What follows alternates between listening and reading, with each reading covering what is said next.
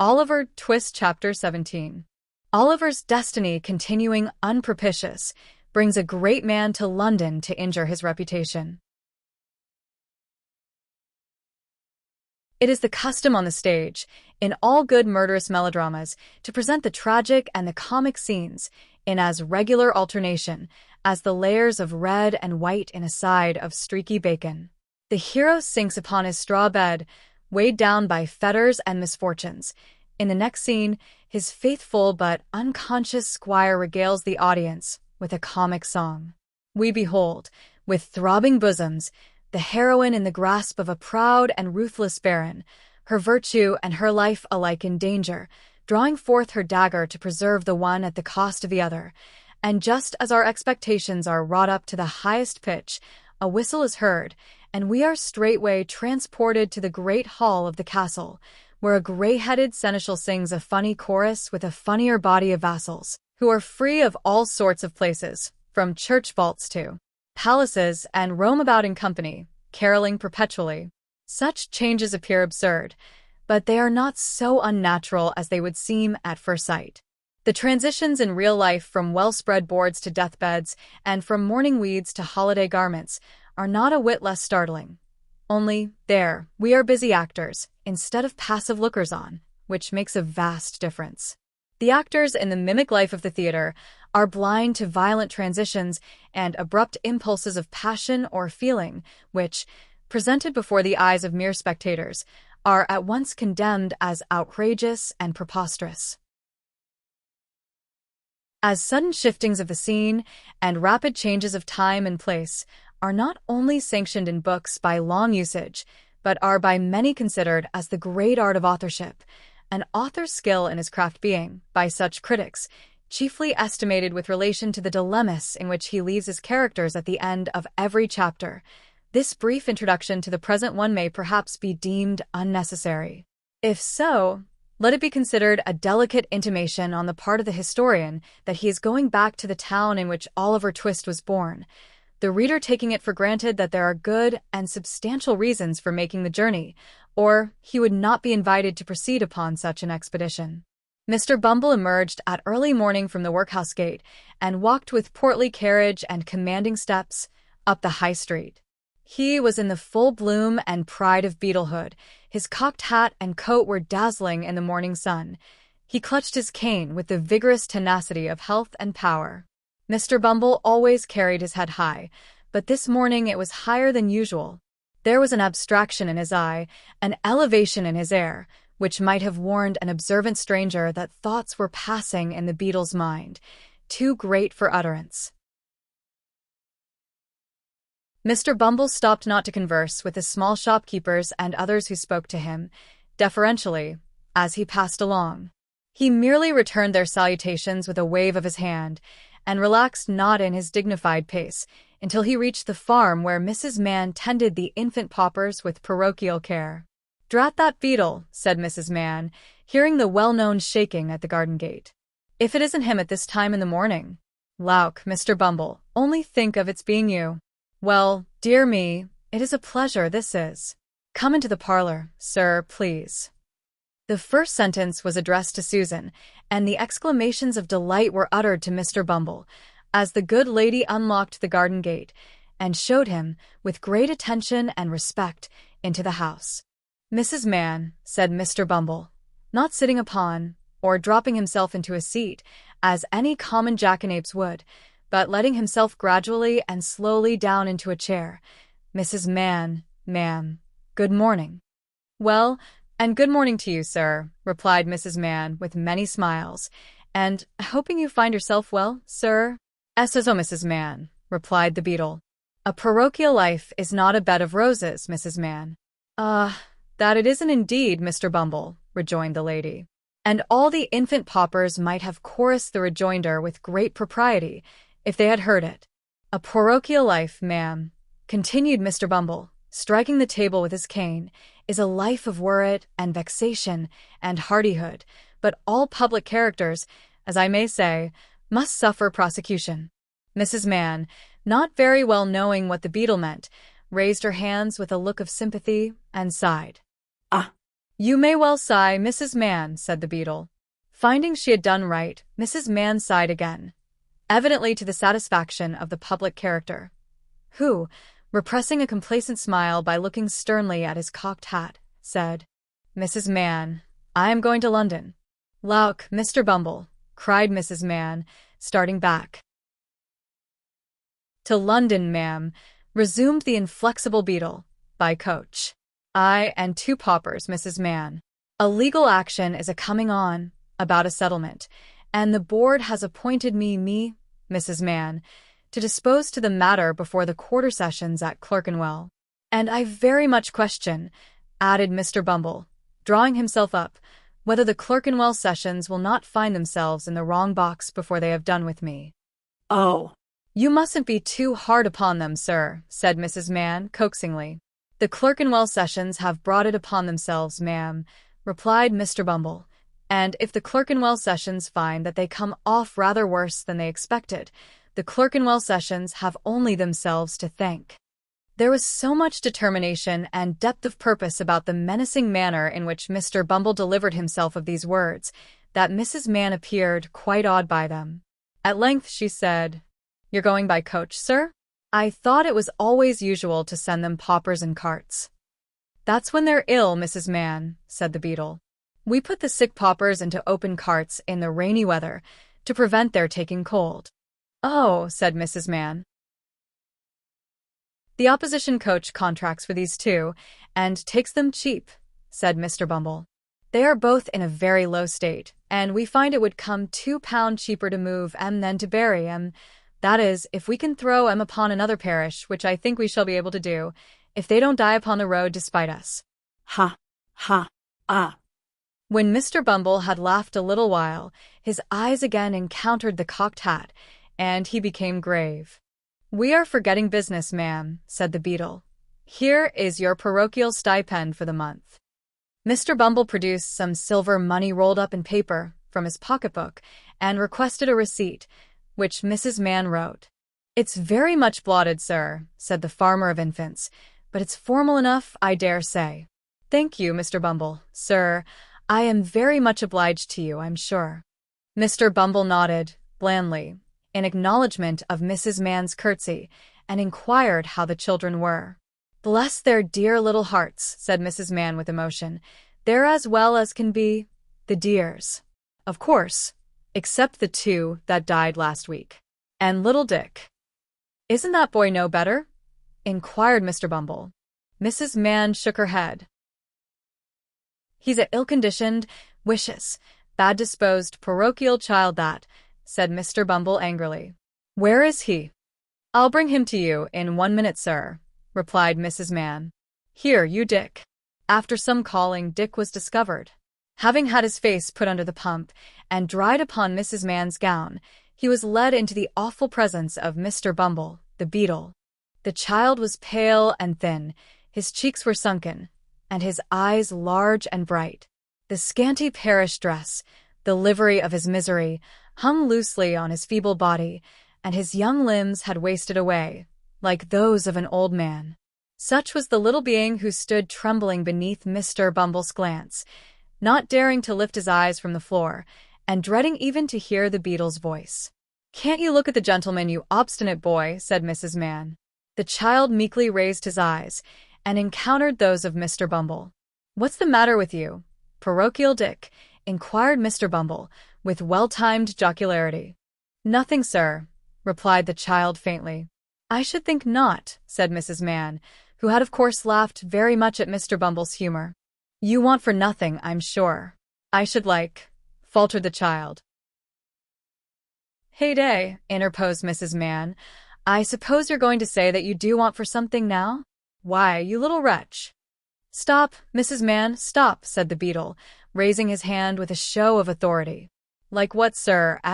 I should like, faltered the child, if somebody that can write would put a few words down for me on a piece of paper and fold it up and seal it and keep it for me, after I am laid in the ground. Why, what does the boy mean? Exclaimed Mr. Bumble, on whom the earnest manner and wan aspect of the child had made some impression, accustomed as he was to such things. What do you mean, sir? "I should like," said the child, "to leave my dear love to poor Oliver Twist, and to let him know how often I have sat by myself and cried to think of his wandering about in the dark nights with nobody to help him. And I should like to tell him," said the child, pressing his small hands together and speaking with great fervor, "that I was glad to die when I was very young, for, perhaps, if I had lived to be a man and had grown old, my little sister who is in heaven might forget me or be unlike me, and it would be so much happier if we were both children there together." Mr. Bumble surveyed the little speaker from head to foot with indescribable astonishment and, turning to his companion, said, "They're all in one story, Mrs. Mann. That audacious Oliver had demobilized them all." "I couldn't have believed it, sir," said Mrs. Mann, holding up her hands and looking malignantly at Dick. "I never see such a hardened little wretch." "Take him away, ma'am," said Mr. Bumble imperiously. "This must be stated to the board, Mrs. Mann." "I hope the gentleman will understand that it isn't my fault, sir," said Mrs. Mann, whimpering pathetically. "They shall understand that, ma'am. They shall be acquainted with the true state of the case," said Mr. Bumble. "There. Take him away. I can't bear the sight on him." Dick was immediately taken away and locked up in the coal cellar. Mr. Bumble shortly afterwards took himself off to prepare for his journey. At 6 o'clock next morning, Mr. Bumble, having exchanged his cocked hat for a round one and encased his person in a blue greatcoat with a cape to it, took his place on the outside of the coach, accompanied by the criminals whose settlement was disputed, with whom, in due course of time, he arrived in London. He experienced no other crosses on the way than those which originated in the perverse behavior of the two paupers, who persisted in shivering and complaining of the cold, in a manner which, Mr. Bumble declared, caused his teeth to chatter in his head and made him feel quite uncomfortable, although he had a greatcoat on. Having disposed of these evil-minded persons for the night, Mr. Bumble sat himself down in the house at which the coach stopped, and took a temperate dinner of steaks, oyster sauce, and porter.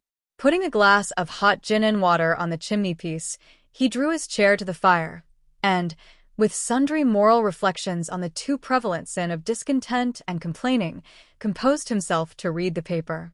The very first paragraph upon which Mr. Bumble's eye rested was the following advertisement: 5 guineas reward. Whereas a young boy, named Oliver Twist, absconded or was enticed on Thursday evening last from his home at Pentonville and has not since been heard of. The above reward will be paid to any person who will give such information as will lead to the discovery of the said Oliver Twist, or tend to throw any light upon his previous history, in which the advertiser is, for many reasons, warmly interested. And then followed a full description of Oliver's dress, person, appearance, and disappearance, with the name and address of Mr. Brownlow at full length. Mr. Bumble opened his eyes, read the advertisement, slowly and carefully, several times, and in something more than 5 minutes was on his way to Pentonville, having actually, in his excitement, left the glass of hot gin and water untasted. "Is Mr. Brownlow at home?" inquired Mr. Bumble of the girl who opened the door. To this inquiry the girl returned the not uncommon, but rather evasive reply of, "I don't know. Where do you come from?" Mr. Bumble no sooner uttered Oliver's name, in explanation of his errand, than Mrs. Bedwin, who had been listening at the parlor door, hastened into the passage in a breathless state. Come in," said the old lady. "I knew we should hear of him. Poor dear. I knew we should. I was certain of it. Bless his heart. I said so all along." Having said this, the worthy old lady hurried back into the parlor again, and seating herself on a sofa, burst into tears. The girl, who was not quite so susceptible, had run upstairs meanwhile, and now returned with a request that Mr. Bumble would follow her immediately, which he did. He was shown into the little back study, where sat Mr. Brownlow and his friend Mr. Grimwig, with decanters and glasses before them. The latter gentleman at once burst into the exclamation, "A beetle! A parish beetle, or I'll eat my head." "Pray don't interrupt just now," said Mr. Brownlow. "Take a seat, will you?" Mr. Bumble sat himself down, quite confounded by the oddity of Mr. Grimwig's manner. Mr. Brownlow moved the lamp, so as to obtain an uninterrupted view of the beetle's countenance, and said, with a little impatience, "Now, sir, you come in consequence of having seen the advertisement?" "Yes, sir," said Mr. Bumble. "And you are a beetle, are you not?" inquired Mr. Grimwig. "I am a parochial beetle, gentlemen," rejoined Mr. Bumble proudly. "Of course," observed Mr. Grimwig aside to his friend. "I knew he was a beetle all over." Mr. Brownlow gently shook his head to impose silence on his friend, and resumed. "Do you know where this poor boy is now?" "No more than nobody," replied Mr. Bumble. "Well, what do you know of him?" inquired the old gentleman. "Speak out, my friend, if you have anything to say.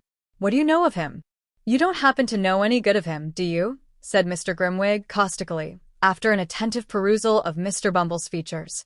Mr. Bumble, catching at the inquiry very quickly, shook his head with portentous solemnity. "You see," said Mr. Grimwig, looking triumphantly at Mr. Brownlow. Mr. Brownlow looked apprehensively at Mr. Bumble's pursed-up countenance, and requested him to communicate what he knew regarding Oliver in as few words as possible. Mr. Bumble put down his hat, unbuttoned his coat, folded his arms, inclined his head in a retrospective manner, and, after a few moments' reflection, commenced his story. It would be tedious if given in the beetle's words, occupying, as it did, some 20 minutes in the telling, but the sum and substance of it was that Oliver was a foundling, born of low and vicious parents, that he had, from his birth, displayed no better qualities than treachery, ingratitude, and malice, that he had terminated his brief career in the place of his birth by making a sanguinary and cowardly attack on an unoffending lad and running away in the night-time from his master's house. In proof of his really being the person he represented himself, Mr. Bumble laid upon the table the papers he had brought to town. Folding his arms again, he then awaited Mr. Brownlow's observations. "I fear it is all too true," said the old gentleman sorrowfully, after looking over the papers. "This is not much for your intelligence, but I would gladly have given you treble the money if it had been favorable to the boy." It is not improbable that if Mr. Bumble had been possessed of this information at an earlier period of the interview, he might have imparted a very different coloring to his little history. It was too late to do it now, however, so he shook his head gravely and, pocketing the 5 guineas, withdrew. Mr. Brownlow paced the room to and fro for some minutes, evidently so much disturbed by the beetle's tale that even Mr. Grimwig forbore to vex him further. At length he stopped and rang the bell violently. "Mrs. Bedwin," said Mr. Brownlow, when the housekeeper appeared, "that boy, Oliver, is an impostor." "It can't be, sir." "It cannot be," said the old lady energetically. "I tell you he is," retorted the old gentleman. "What do you mean by can't be?" "We have just heard a full account of him from his birth, and he has been a thorough-paced little villain all his life." "I never will believe it, sir," replied the old lady firmly. "Never. You old women never believe anything but quack doctors and lying storybooks," growled Mr. Grimwig. "I knew it all along. Why didn't you take my advice in the beginning? You would if he hadn't had a fever, I suppose, eh? He was interesting, wasn't he?" Interesting. Bah. And Mr. Grimwig poked the fire with a flourish. "He was a dear, grateful, gentle child, sir," retorted Mrs. Bedwin indignantly. "I know what children are, sir, and have done these 40 years, and people who can't say the same shouldn't say anything about them. That's my opinion." This was a hard hit at Mr. Grimwig, who was a bachelor. As it extorted nothing from that gentleman but a smile, the old lady tossed her head and smoothed down her apron preparatory to another speech, when she was stopped by Mr. Brownlow. "Silence," said the old gentleman, feigning an anger he was far from feeling. "Never let me hear the boy's name again. I rang to tell you that. Never. Never on any pretense, mind. You may leave the room, Mrs. Bedwin. Remember, I am in earnest." There were sad hearts at Mr. Brownlow's that night. Oliver's heart sank within him when he thought of his good friends. It was well for him that he could not know what they had heard, or it might have broken outright.